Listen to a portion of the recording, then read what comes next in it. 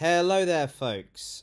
Calvin Robinson and Lawrence Fox have been given their marching orders by GB News, and it didn't take long for the demented deacon to take to Twitter with cap in hand. Yes, whilst Robinson may have prematurely thrown himself from the far-right gravy train, he hasn't quite finished grifting just yet. This whole saga began last Monday, when Lawrence Fox made unbelievably crass and disrespectful comments towards Ava Santina, with host Dan Wootton giggling in delight. Robinson wasn't even in the building when this happened, but strangely decided to thrust himself into the shitstorm by essentially going on strike. Yes, he refused to go back on the air out of solidarity for his fallen comrades.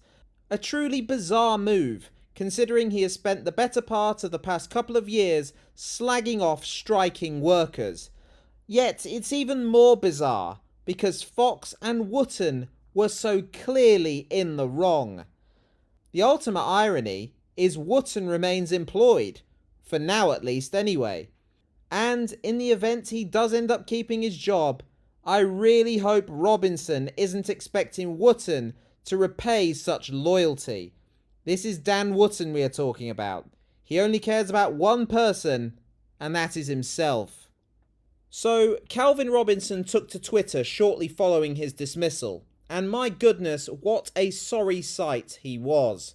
Portraying himself as a truth seeker and freedom fighter in constant battle with the free speech denying producers at GB News, this was a well-rehearsed statement designed to tug at the heartstrings and the purse strings of his mad followers. He claims here, "I supported my friends and colleagues and will continue to do so.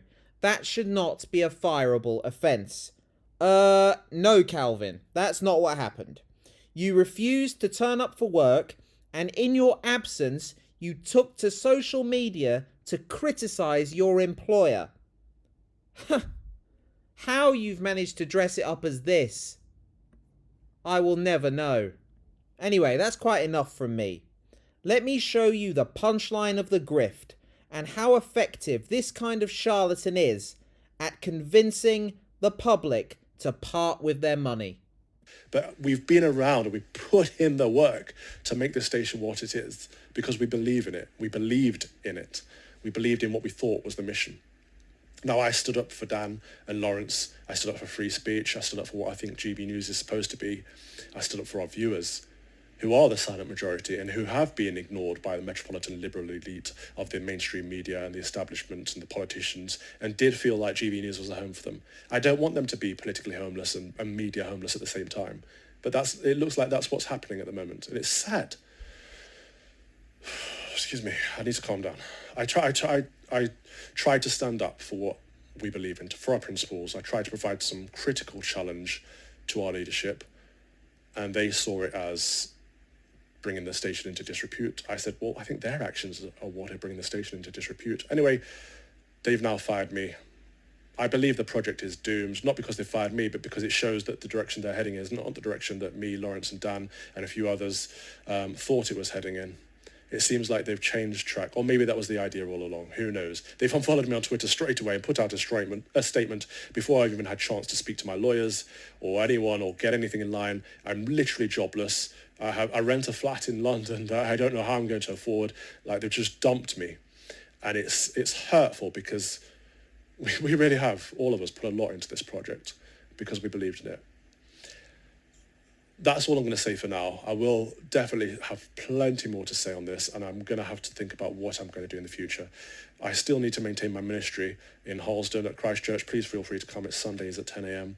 And if you'd like to support me in any way, keep a roof over my head and enable me to continue that ministry while I look at how I'm going to use my platform going forwards for my public ministry, please do drop something into my crowdfund, whether it's cash or a prayer, on Give. You're not reading your nonsense out on my channel, son. No chance. Twitter. I will update you as and when I possibly can. Thank you so much to all of you for the kind support you've shown and the encouragement. And, you know, it is a stressful situation. I said to my former employers, I've been attacked in the tabloids, not just me, Dan and Lawrence have too. We've been attacked by high-profile individuals on social media, in the press. It's been non-stop for the last few days. Not one person at the company has reached out to say, are you okay? Where's the care of duty? Where's the well-being officer? It's just, you're dumped. That's it.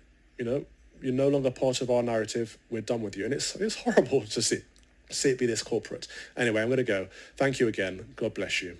See you soon. Cheers. Good grief. He has some nerve talking about social media attacks and duty of care, considering the venom and vitriol that has come from his mouth, and the pile-ons he has both encouraged and participated in. Anyway, I did say I would show you how effective he is as a far-right grifter, and here you are. Robinson posted that statement on his Twitter page at 4:01 p.m. It is now 7:55 p.m. and he has managed to raise £7,767 of his £30,000 target. Bear in mind, all that has happened to this guy is he has lost his job.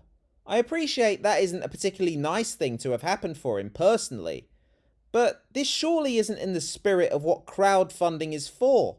He said it as much himself. He needs to keep a roof over his head. Welcome to the real world, Calvin.